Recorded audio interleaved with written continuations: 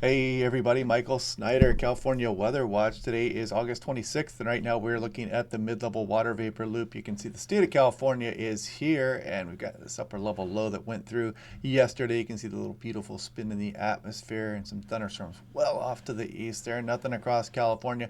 You can also see kind of the anticyclonic flow here, the ridge building back across some of the west coast, and this is going to bring some warming temperatures coming up here. Then we've got this upper level low off the coastline. We're going to track that little bugger out there. Then we're going to take a look at the extended forecast and the extended fire risk here for the southwest USA. We got a new forecast coming up here in the next few days.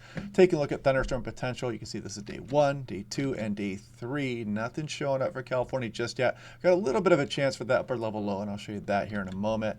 Taking a look at the European, this is last night's run, and you can see the system that moved through that brought us our chilly temperatures for a few days. But again, the ridge building in the wake of that system. This cutoff low remains out over the Pacific Ocean here. You can see it spinning, bobbing, and weaving, and just kind of lost as it's cut off from its parent flow. The parent westerlies to the north, and then eventually starts to get caught back up here and brought towards the coast of Northern California. So that's the one we're watching here over the next few days. This would be about Saturday night right here. So taking a look at if that would mean any kind of precipitation, it doesn't show much here on the European, but that does not mean that this could not bring some thunderstorm activity with it. It's just something we're going to be watching here over the next few days. More on that here in a moment. The system's going to be quite tricky. So again, taking a look at the 2-meter temperature anomaly, we're dealing with this very cold air mass here for a few days, but you can clearly see one more system shoots through the Pacific Northwest, and then we start to warm things up a bit. On the flip side of that, you can see the coastal areas not warming up just quite as much as some of the interior areas, though, as we go on into the early portion of September here. And then we continue on through the extended and look at some of this heat building up as we go on in through what this is. Friday, September 6th, showing up there. Yeah, so this is looking like we might have some prolonged heat as we move on into the early portion of September. No promises there. Also looks like we may get another monsoon moisture surge in the extended forecast. More on that here in a moment as well. So you got Gilman, you got Hector out here across the eastern Pacific Ocean. No threat to the southwest USA as of right now anyway, and you can see them. Again, there's Gilma, here's Hector, the Hawaiian Islands that just went through tropical storm and hurricane Hone. Put that into motion. You can see these pushing off to the west, no threat, and may bring some increased moisture to the Hawaiian Islands, but not bringing any of this back into the southwest USA. And here's the 6 to 10 day west coast outlook. You can see, look at that above average signal across from the Pacific Northwest that moves down into and does include some of the southwest USA as we go through the early portion of September. And look at that below average signal for the 6 to 10 day, and then maybe a monsoon surge after that. I'll show you that here in the GFS in a moment. But I want to show you the national blend of models because you can see the temperatures. This is for today. This is tomorrow. You can see temperatures bouncing back, and then we drop them off a little bit. Here's that upper level low. Looks like it makes an approach to the coastline here, so we may suppress the temperatures a bit. We'll take what we can get, right? You know, we don't get to control the weather here, but then the heat bounces back a little bit as we start to go on into the first week of September. So something I like to look at is what is going on in the upper levels of the atmosphere. This is about 18,000 feet, and kind of see that polar lobe shooting through the Pacific Northwest here.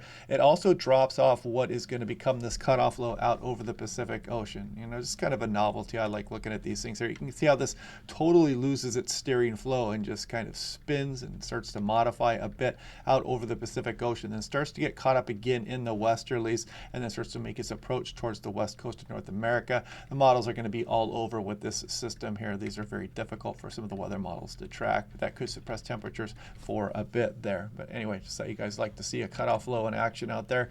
Now taking a look at the GFS, this is precipitable water. Here's the state of California. There's Arizona. Arizona's right here. There's Nevada right there.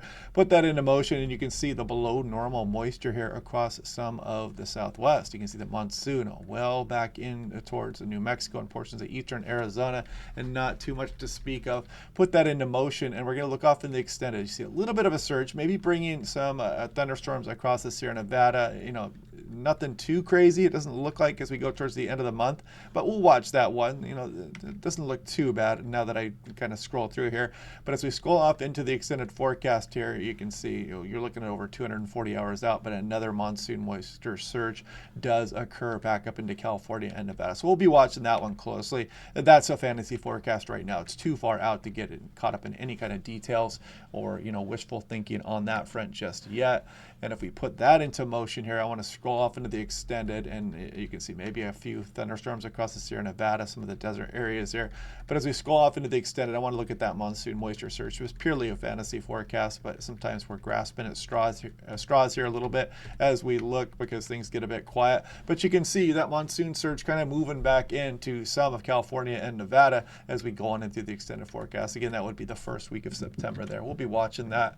And looking at the surface smoke, again, let's kind of update this to the latest. Actually, we'll go to the 12Z that goes out further. Coffee pot fire here. Looks like something is burning across Southern California. We'll check that out tomorrow to see what exactly is going on there. It looks like right between Los Angeles and San Diego, a little bit inland, but not doing too bad overall. But if you do smell smoke, there is a reason for that across Southern California, as there is some smoke being produced.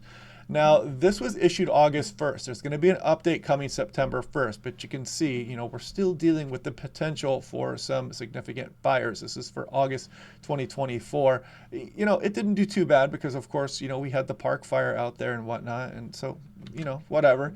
And then we look off in towards September. You can see here it does coastal regions all the way down into Southern California, and then, of course, October here, and then hopefully we'll be wrapping up the fire season. We go on in through November, but there is going to be a new update for this coming out September 1st, and I'll show you that when that does occur. Actually, it does show November here as well. It does still include Southern California. But again, this forecast was put out on August 1st. There's a new one coming September 1st. So anyway, we'll continue to watch that upper level low. We'll see if that has any chance at bringing some weather here other than just suppressing the temperature a bit. Will it bring some mountain thunderstorms? Will we get that monsoon moisture off into the extended forecast? And of course, we'll be watching day to day to see if things change. Otherwise, hope you guys are liking the channel. Click like and subscribe. We'll do this all again tomorrow, and I will talk to you guys then.